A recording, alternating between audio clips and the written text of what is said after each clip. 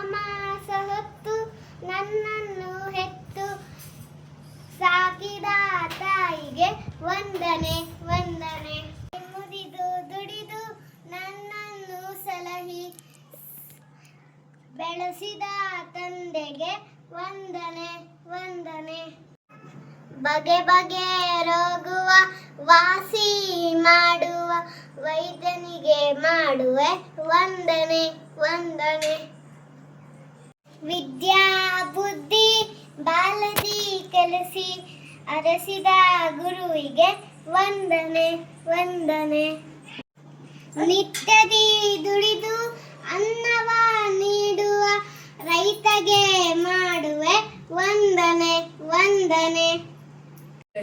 ನಾಡಿನ ರಕ್ಷಣೆ ನಿತ್ಯದಿ ಮಾಡುವ ಯೋಧನಿಗೆ ಮಾಡುವೆ ವಂದನೆ ವಂದನೆ. ವಂದನೆ ಪದ್ಯ ಬರೆದ LK ಕಂಬಾರ ಅವರಿಗೆ ವಂದನೆ.